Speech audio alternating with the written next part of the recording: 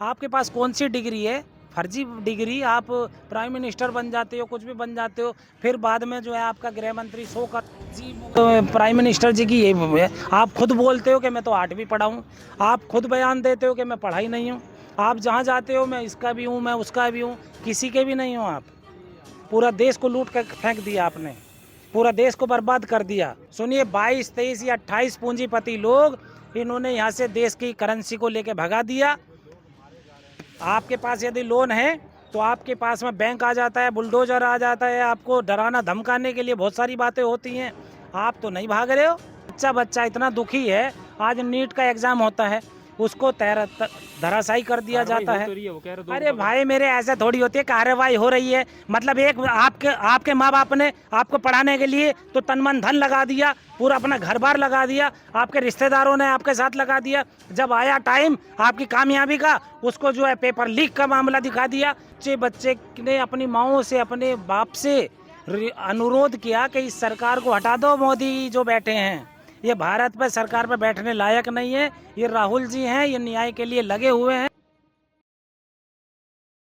नमस्कार दोस्तों, मेरा नाम अभिषेक शर्मा और आपने देखना शुरू कर दिया आई न्यूज़ हिंदी। इस वक्त मैं जंतर मंतर में मौजूद हूं और मेरे साथ एक शख्स मौजूद हैं जिनसे बात करेंगे जो संसद में राहुल गांधी का जो बयान आया था, जिसको लेके इतना हिंदू को लेके जो बयान आया था, उसका विपक्ष पार्टी ने, जो बीजेपी पार्टी थी, उन्होंने इतना ज़ोर शोर से जिस तरीके से हल्ला बोल किया था, उसके बाद में वहीं पर मोदी जी ने राहुल गांधी को बच्चा बुद्धि कह दिया है। इस पर लोगों की क्या राय रहेगी, लोगों से पूछेंगे। और इस बयान पे आप लोग की क्या है, कमेंट सेक्शन में बताइएगा। लेकिन लोगों से जो पूछते हैं कि उनकी क्या राय है। तो सर, क्या नाम है आपका? राजुद्दीन गादरे। कहाँ से हैं सर? मेरठ। मेरठ से। तो सर, अभी हाल ही में राहुल गांधी ने जो बयान दिया था, कहा गया था कि वो उन्होंने मोदी जी की पार्टी को टारगेट किया है, लेकिन जो हिंदुत्व के ऊपर बात आ गई, उन्होंने कहा कि हिंदू जो है वो सब हिंसक करते हैं। देखिए, सभी हिंसक नहीं होते हैं। कोई सभी मजहब का हो, कोई सभी विचारधारा का लोग हो, वो सभी हिंसक नहीं होते हैं। कुछ लोग होते हैं जो सारा तालाब को गंदा कर देते हैं। जैसे कहते नहीं, एक मछली पूरे तालाब को गंदा कर देती है।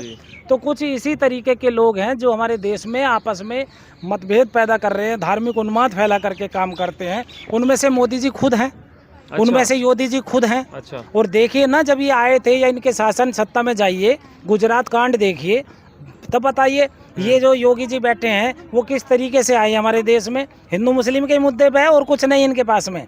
ये देश को ना बढ़ा सकते हैं, ना देश की तरक्की चाह सकते हैं, ना खुद करेंगे, ना करने देंगे। अच्छा, ये स्टार्टिंग से जो कहते आए हैं बीजेपी पार्टी के जितने भी लोग हैं कि हिंदू खतरे में है, हिंदू खतरे में है, आप एक हिंदू होने के नाते क्या लग रहा है, हिंदू कहाँ से खतरे में? भाई देखिए, मैं तो एक तो हिंदू नहीं हूँ, ना हिंदू कोई मजहब है, ना हिंदू कोई जाति है। ये तो एक लोगों ने, पाखंडियों ने या एक षड्यंत्रकारियों ने एक षड्यंत्र फैलाया, वरना हिंदू कोई मजहब नहीं है। आप बताइए, आप क्या हैं?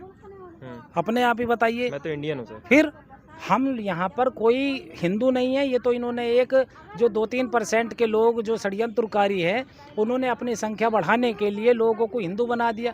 जो सिख हैं, बताइए हिंदू कैसे हैं? ईसाई हैं कैसे हैं? मुस्लिम हैं कैसे हैं? लिंगायत हैं कैसे हैं? बौद्धिस्ट हैं कैसे हुए? सब अलग अलग मजहब हैं, सब अलग अलग विचारधाराओं के लोग हैं। तो ये लोगों को अलग अलग ना हो, एकजुट दिखाने के लिए ये षड्यंत्र रचते हैं। और रही राहुल जी की बात, राहुल जी ने यदि कुछ कहा तो कुछ सोच समझ के, या उनके सामने जो आया, क्योंकि उन्होंने जो है न्याय यात्रा निकाली पूरे इंडिया में, और उसके ऊपर एक और यात्रा निकाली, तो वो लोगों के बीच गए तो उन्हें कुछ ना कुछ तो दिखाई दिया होगा ना। इस तरीके से उन्होंने न्याय यात्रा निकाली। न्याय यात्रा में देखा गया था कि सारे हिंदू भी थे, मुस्लिम भी थे, सिख भी थे, ईसाई भी थे, सारे थे उसमें। उन्होंने कभी किसी को टारगेट नहीं किया। लेकिन जो उनका बयान था, उस बयान को देखते हुए तो विपक्षी पार्टी ने ये सवाल उठाया कि वो सिर्फ हिंदू को टारगेट करते हैं, बाकी धर्म को क्यों नहीं बोलते? अरे मेरे भाई, वो वहाँ पर भी मैंने सुना है, देखा है, उनके बीच में भी रहा हूँ। और ये देखो कि आज की डेट में बच्चे ने उन्हें सहयोग किया। बच्चे ने अपनी माओ से, अपने बाप से अनुरोध किया कि इस सरकार को हटा दो। मोदी जो बैठे हैं ये भारत पर सरकार पर बैठने लायक नहीं है। ये राहुल जी हैं, ये न्याय के लिए लगे हुए हैं, ये सबकी बात कर रहे हैं। ये आज ओबीसी की भी बात कर रहे हैं, ये मुस्लिम की भी बात कर रहे हैं। तो आप इन्हें सहयोग कीजिए। तो आज ये बच्चा तो बतलाएंगे, क्योंकि बच्चे ने अपने घरों में अपना अनुरोध किया कि हमें ये नहीं चाहिए।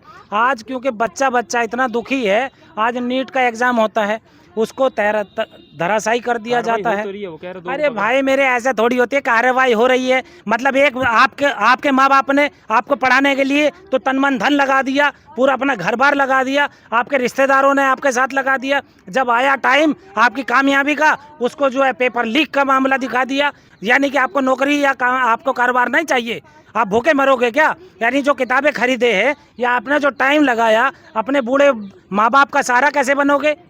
अभी ये देखिएगा, जो सीमा सुरक्षा बल है उसको केवल 4 साल के लिए बना दिया। अग्निवीर जो योजना आपने बात कर रहे हैं, आपने छेड़ी है जो, लेकिन वो कह तो रहे हैं कि उसमें मुआवजा भी है, अगर शहीद होता हमारा जवान तो उसके मुआवजा भी 1 करोड़ का है।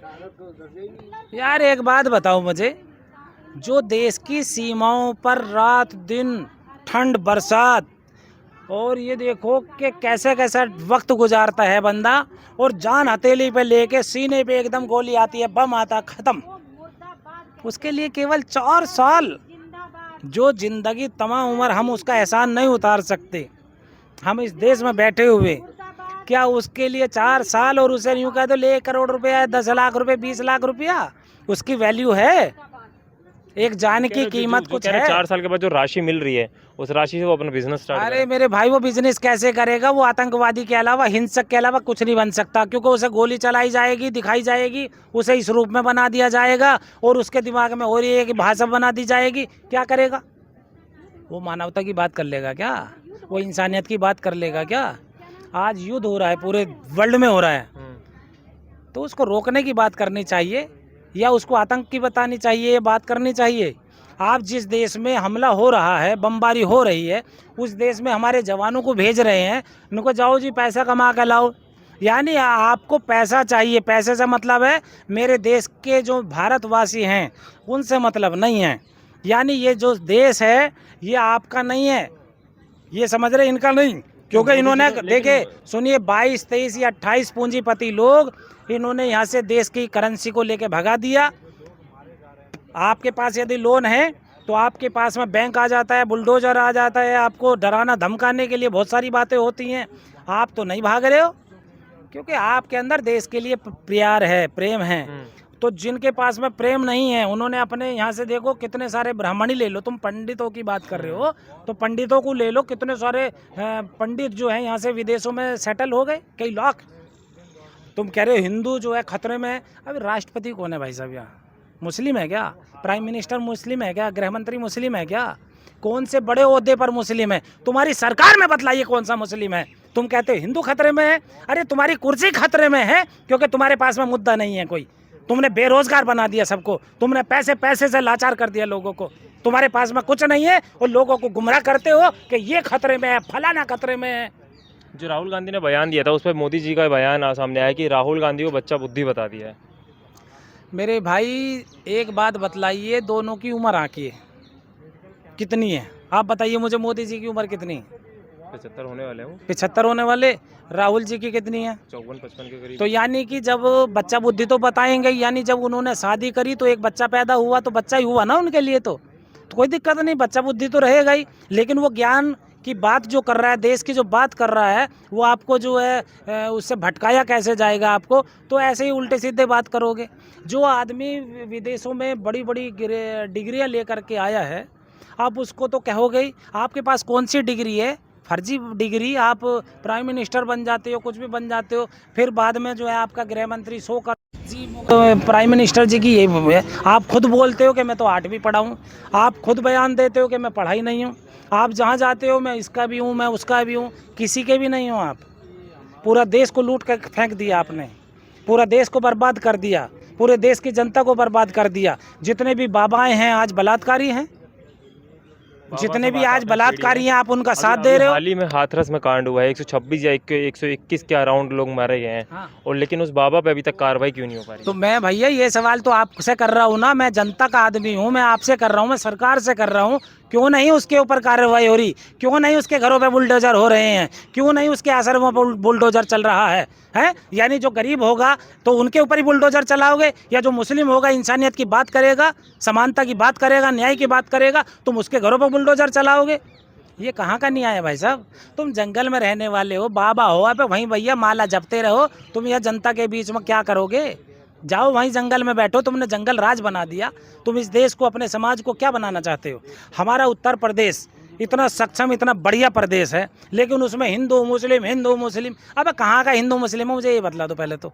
जो सिख है, बौद्ध है, ईसाई है, जब ये से कहाँ योगी आया? हैं तब से अच्छा हो गया है। कौन अच्छा हो गया? मुझे बतलाओ ना। जब से अच्छा ये हो गया, कितने रोजगार मिल गए, कितने पेपर लीक नहीं हुए, कितने घरों पे बुलडोजर नहीं चला है। आपने अपना घर बनाने के लिए, मुझे बतलाइए, आपके माँ बाप ने कितनी जिंदगी तहस नहस कर ली, कितना आपने श्रम लगाया, सरकार कितना फिर 2.5 बुद्धि लाख का लगाई। आवास योजना भी तो दे रही है।